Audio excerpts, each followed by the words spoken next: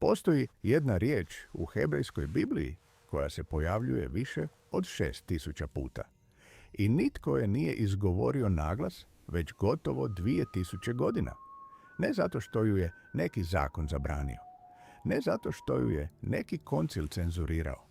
Bila je ušutkana iz strahopoštovanja, iz straha.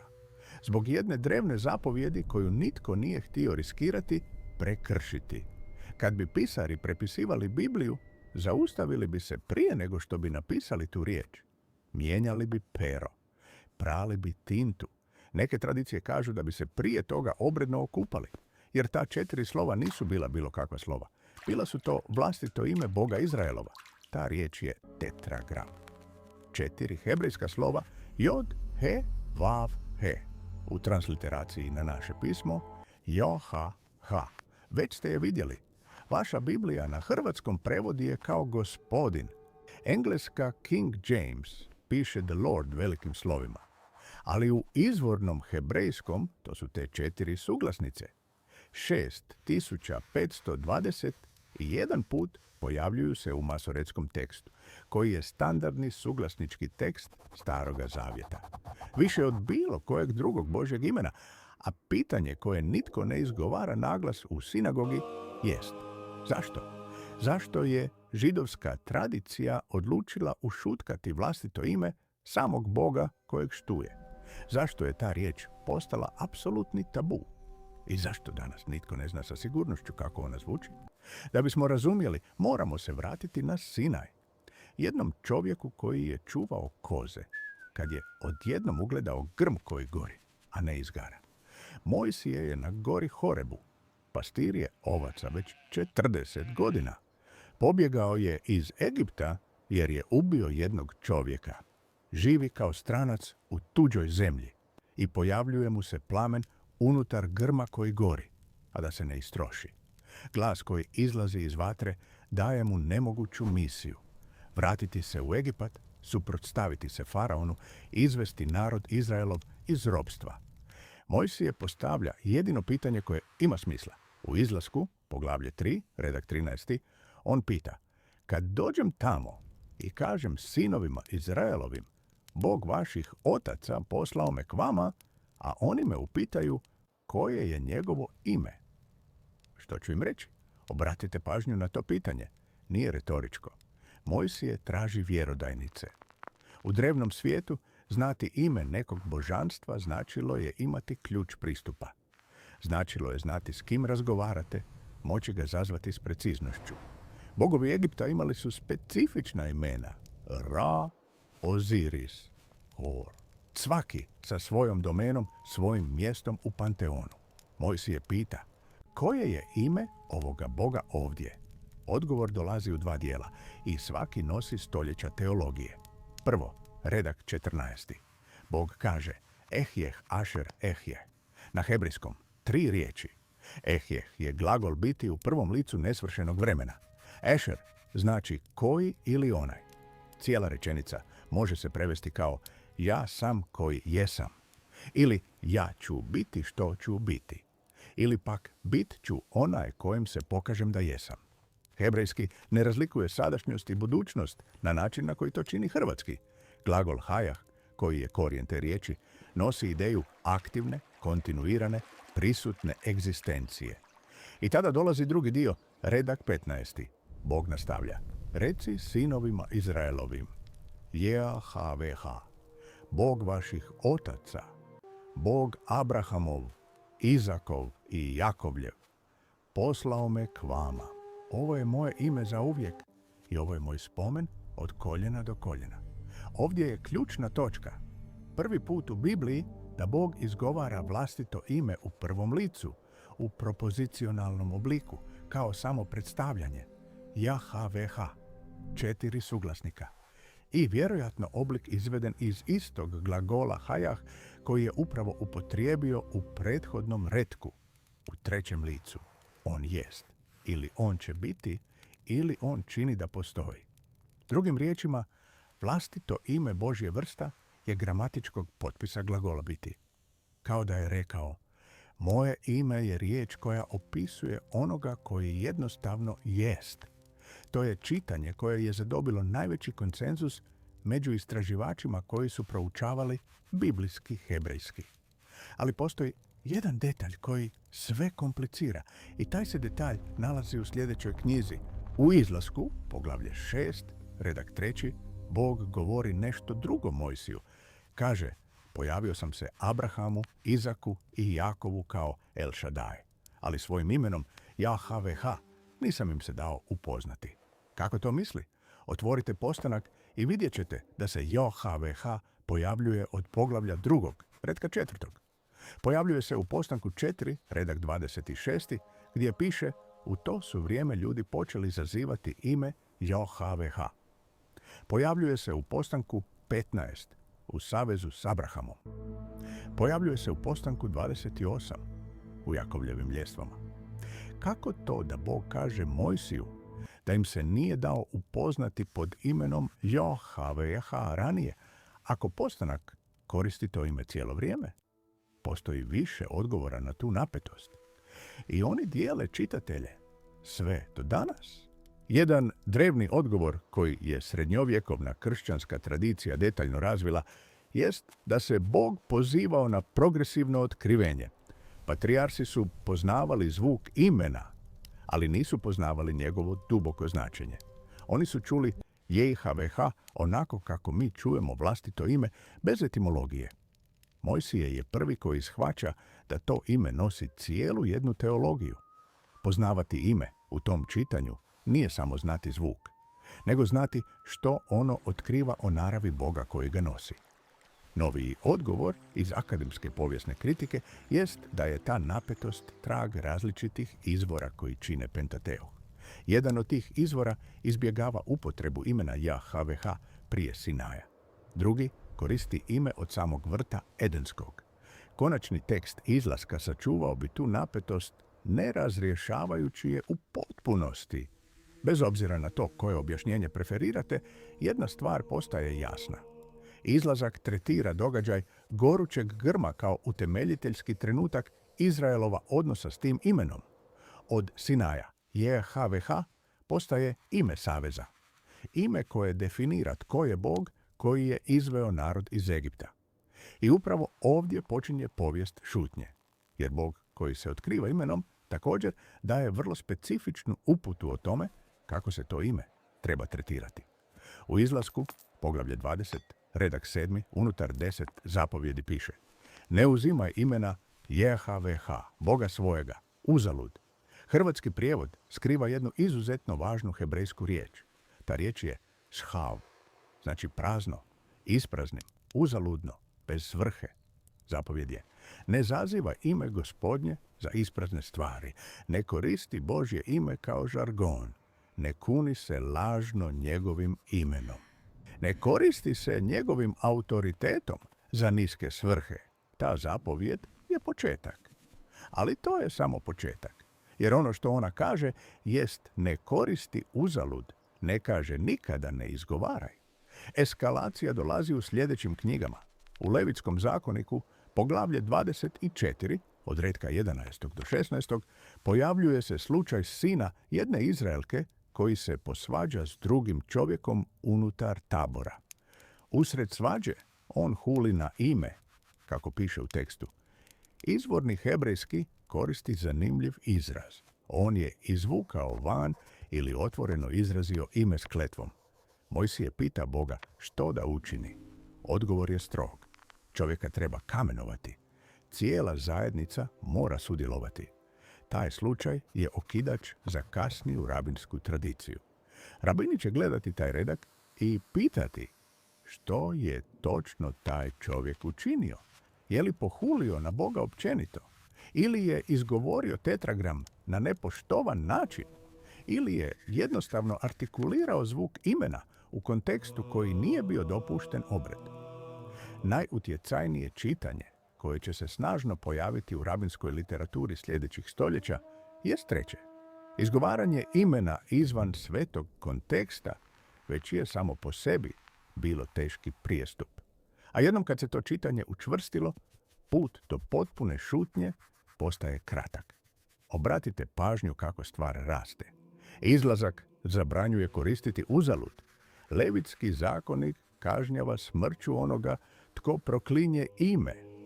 Rabini drugog hrama počinju izbjegavati izgovaranje čak i u običnim liturgijskim kontekstima.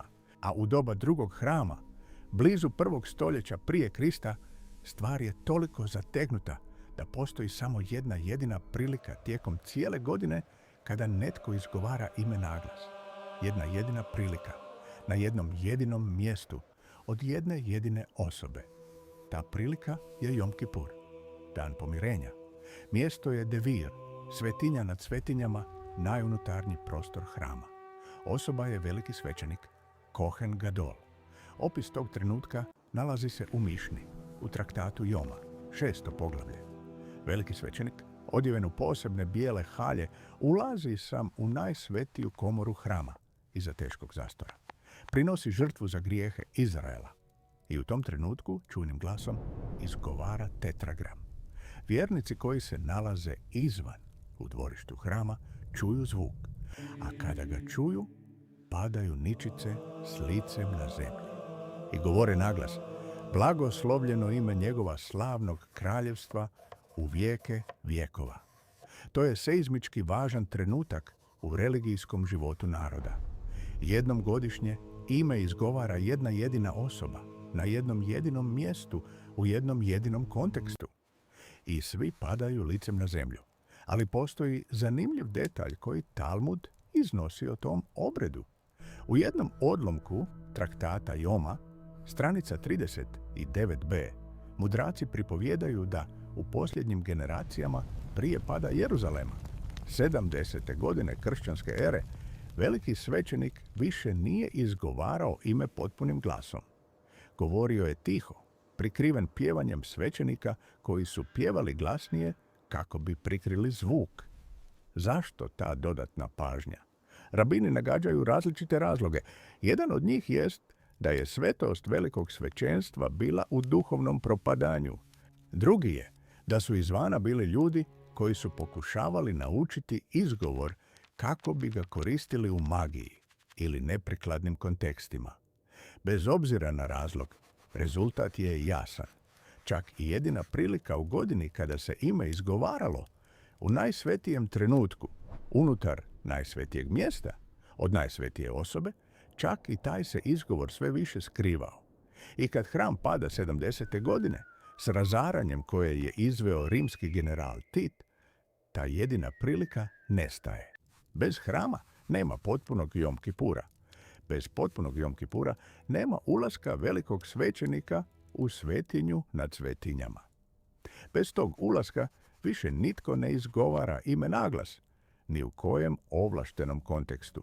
Izgovor koji se već šaptao sada potpuno nestaje, a rabinska tradicija, koja se mora reorganizirati nakon katastrofe, kodificira šutnju kao normu. U traktatu Sanhedrin, stranica 90a, zabilježeno je da tko izgovara ime prema njegovim pisanim slovima nema udjela u svijetu koji dolazi. To je iznimno teška duhovna kazna. Izgovaranje imena onako kako je napisano isključuje vas iz vječnog života. Nema nužno ljudskog suda ni zemaljske kazne, ali postoji gubitak duhovne baštine.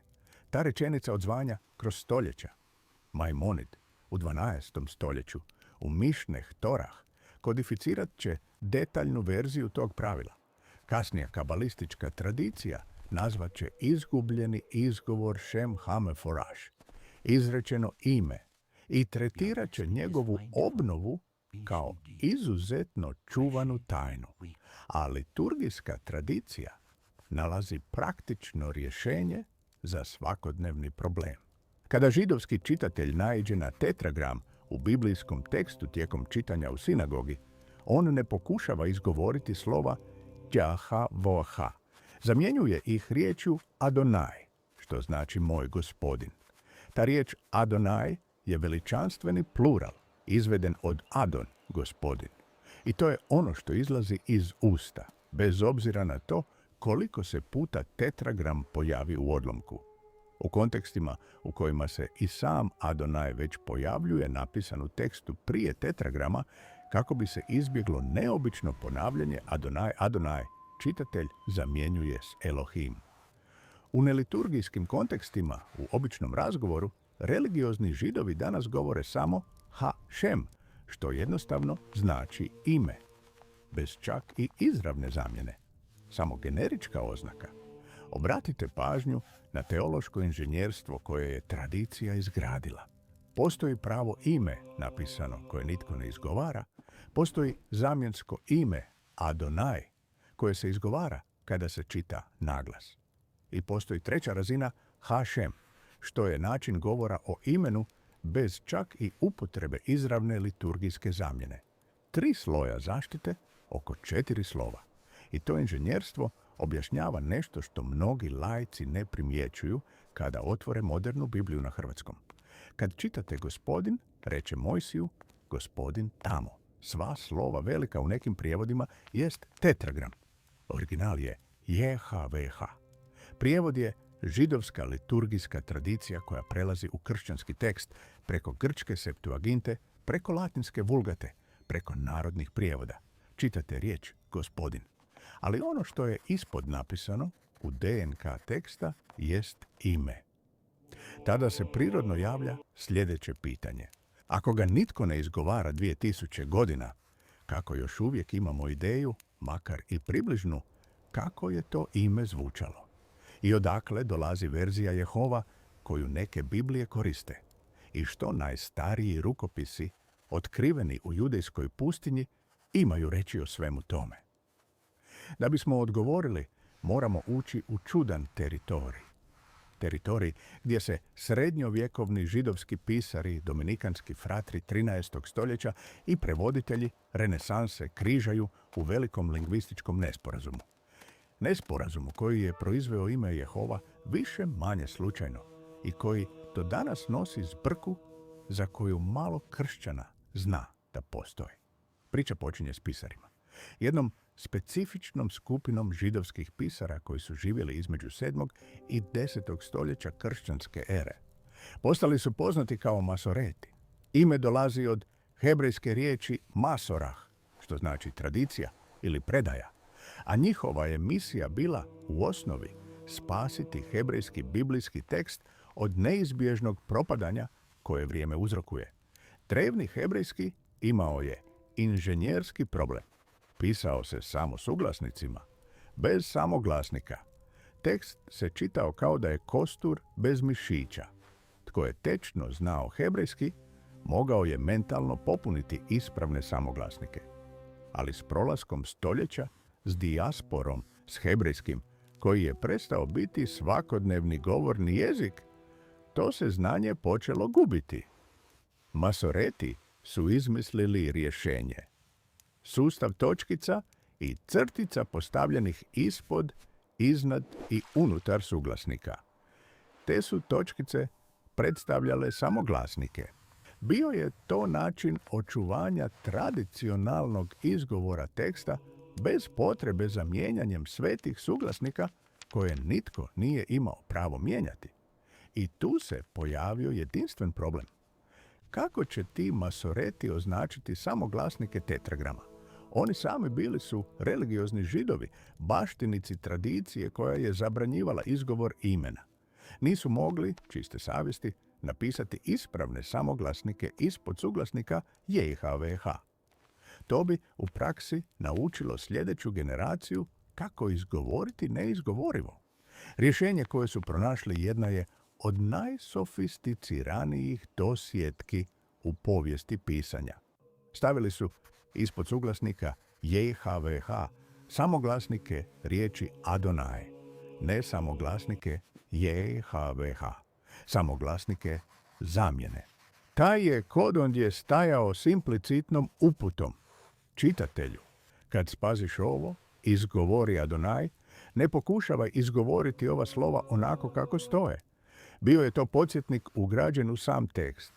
Židovi koji su čitali Tanak odmah su razumjeli što se događa. Bila je to poznata konvencija. Vidjeli ste to, izgovorili Adonai i nastavili dalje.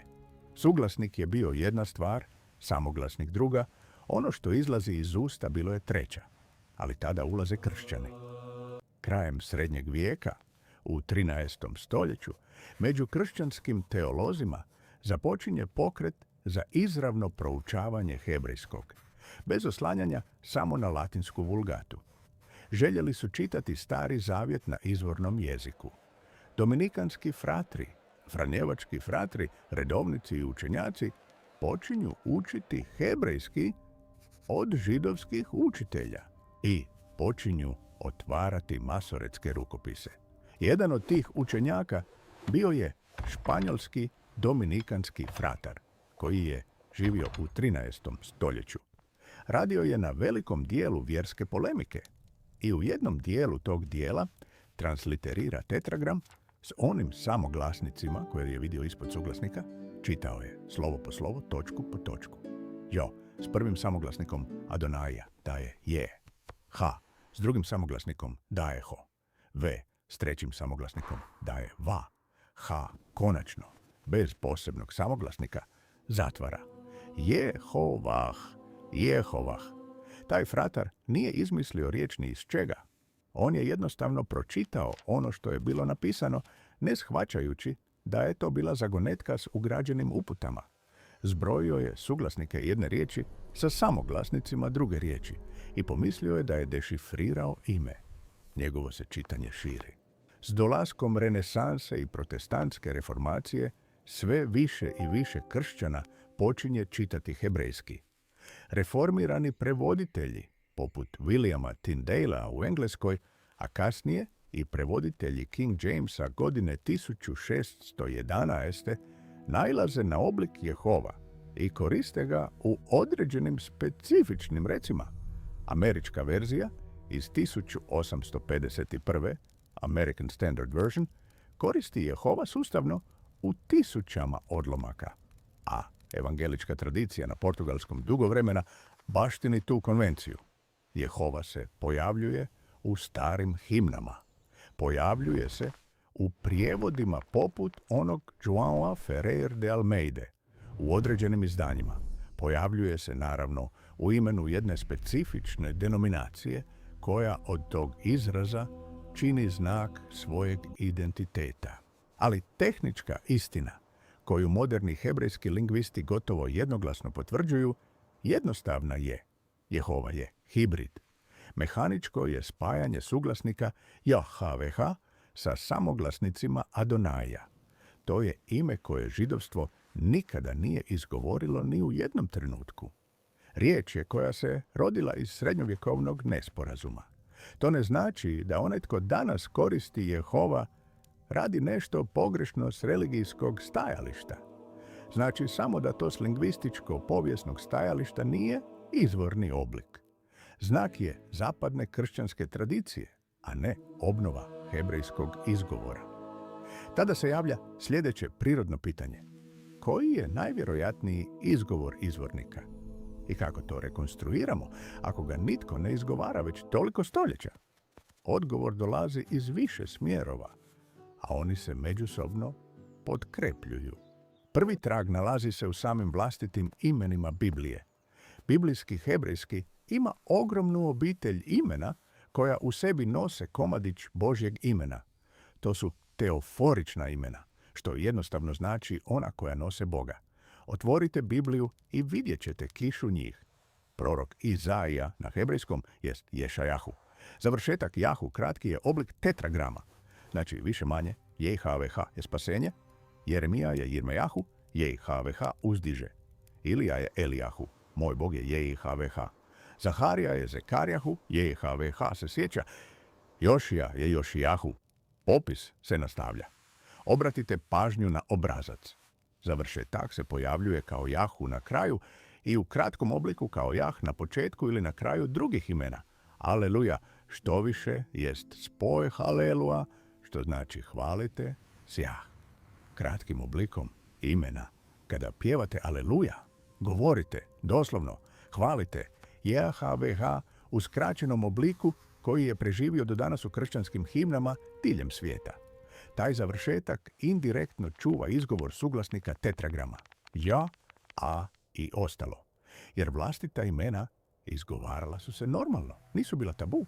Kada bi netko zazvao Izaiju, govorio je Ješajahu bez ikakvog problema. I taj je izgovor zadržao samoglasnik, a prvog sloga imena. Drugi trag dolazi od otaca drevne crkve. Kršćani drugog, trećeg i četvrtog stoljeća, pišući na grčkom, zabilježili su izgovor koji su čuli od Židova svojeg vremena, posebno onih koji su još imali kontakt s drevnijim liturgijskim tradicijama. Klement Aleksandrijski u drugom stoljeću transliterirao je ime kao Iaoue. Teodoret iz Cira u 5. stoljeću zabilježio je da su Samaritanci, disidentska skupina judaizma koja je održavala drevne tradicije, izgovarali nešto poput Iabe. Ti grčki oblici, transliterirani za rekonstrukciju hebrejskog, upućuju na nešto slično Jahve. Treći trag je gramatički. Ime vjerojatno dolazi od glagola hajah, biti ili postati.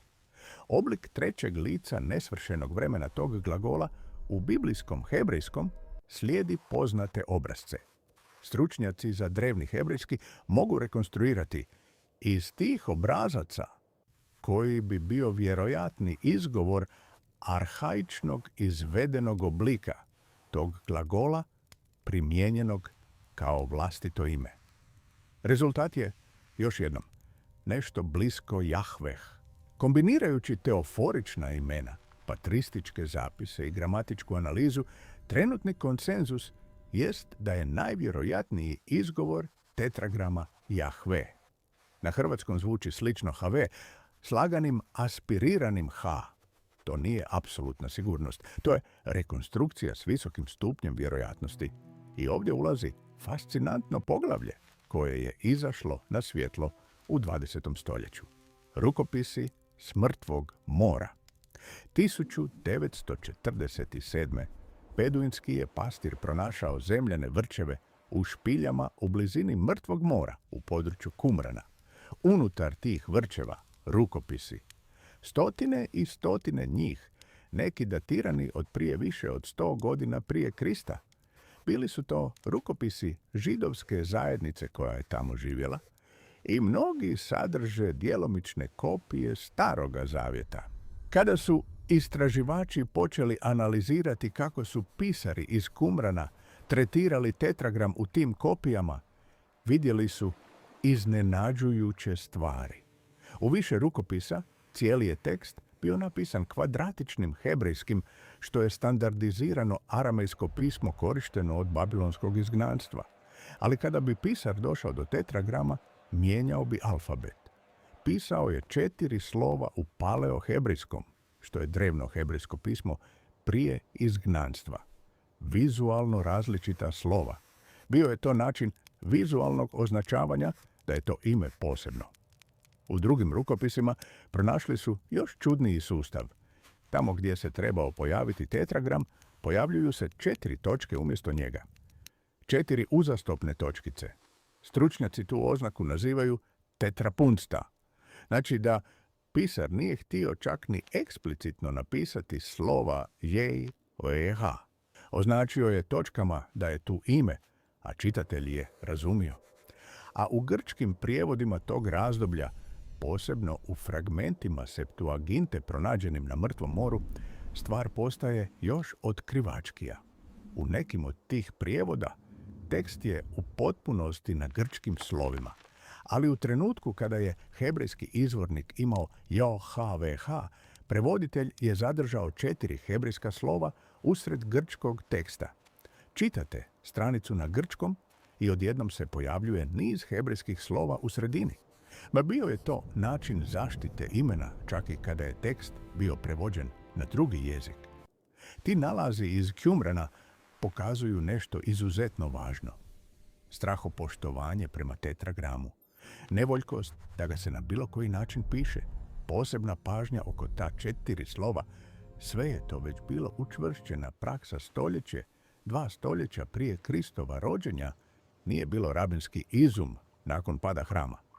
Bila je to tradicija već drevna u židovstvu drugog hrama. Šutnja, zamjena, obredno ophođenje, Sve je to drevnije nego što mnogi ljudi zamišljaju. A kada se Novi Zavjet počne pisati na grčkom u 1. stoljeću, kršćanski autori slijede helenističku konvenciju. Zamjenjuju tetragram s Kyrios, što je grčki ekvivalent Adonaja, znači gospodin. Kada čitate citat iz Staroga Zavjeta unutar Novoga Zavjeta i tamo se pojavljuje gospodin, u većini slučajeva izvornik koji se citira imao je JHVH. Židovska liturgijska tradicija prelazi u kršćanstvo od prvog trenutka, bez prekida, bez svjesne promjene, samo kontinuitet prakse. Tada dolazi temeljno pitanje, ono koje sve povezuje. Što ta cijela šutnja znači? Zašto su ta 4 slova postala istovremeno najviša točka otkrivenja i najviša točka zaštite? Moramo promotriti tu šutnju, a da je ne svedemo na puko obredno pravilo. Ime se pojavljuje 6521 put u tekstu. To je najučestalije ime. To je vlastito ime Boga koji je izveo Izrael iz Egipta. To je ime koje Bog bira da bi predstavio sam sebe na Sinaju. To je ime koje u samom gramatičkom obliku nosi cijelu jednu teologiju o aktivnoj egzistenciji, kontinuiranoj prisutnosti, akciji koja podržava svijet. I upravo to ime, najsredišnjije, najučestalije, najopterećenije otkrivenjem, jest ime koje nitko ne izgovara, ne iz prezira, ne zbog zaboravljanja, iz tako visokog strahopoštovanja da je ušutkavanje postalo jedini prikladan način da se odaje čast. To pokazuje kako su u biblijskoj logici neke stvari toliko dragocjene da posjedovanje može postati oskvrnuće. Neke stvari su toliko svete da ih svakodnevna upotreba uništava u onome što imaju svetog. Šutnja oko imena, oblik je zaštite od banalizacije. Način je da se kaže, postoji u ovom svemiru ime koje nije kao druga imena. Postoji Bog koji nije kao drugi bogovi. A način da se toga sjećate jest tretirati njegovo ime s pažnjom koju ne dajete ničemu drugome. A postoji još jedan sloj o kojem vrijedi razmisliti. Stari Zavjet priprema teren za trenutak u kojem će to ušutkano ime, to ime opterećeno tajnom, ponovno biti izgovoreno na nov način. Novi Zavjet, na grčkom, uzima izraz Kyrios, koji je bio zamjena za tetragram, i primjenjuje taj naslov na Isusa u Filipljanima, poglavlje 2, od retka 9. do 11. Pavao piše da je Bog dao Isusu ime koje je iznad svakog imena, kako bi se pred njim svako koljeno priklonilo. A u Ivanu, poglavlje 17, redak 6, Isus kaže Ocu: objavio sam tvoje ime ljudima koje si mi dao iz svijeta. Prvi su kršćani čitali te rečenice unutar tradicije u kojoj ime nije bila bilo kakva riječ. Bila je JHVH, bila je tetragram, bila je puna strahopoštovanja šutnja stoljeća. A kada autori Novoga Zavjeta primjenjuju taj rječnik na Isusa, oni iznose tvrdnju koja ima potpun smisao samo za onoga tko razumije dubinu tradicije koja je ušutkivala ime 2000 godina prije njih. Šutnja, dakle, nije kraj. To je priprema. 4 slova. Jod, he, vav, he.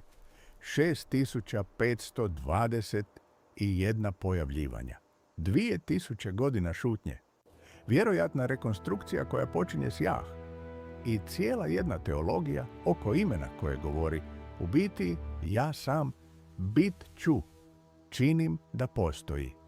To je ime koje Židovi ne izgovaraju. I možda razumijemo, nakon svega toga, da šutnja oko njega govori više o Bogu kojeg ono opisuje nego što bi bilo koji izgovor ikada mogao reći. Ako vam je ovaj video donio nešto što niste vidjeli na taj način prije, pošaljite ga nekome tko bi volio otkriti zajedno s vama. Ostavite like, on jako pomaže kanalu, pretplatite se ako još niste pretplaćeni i vidimo se u sljedećem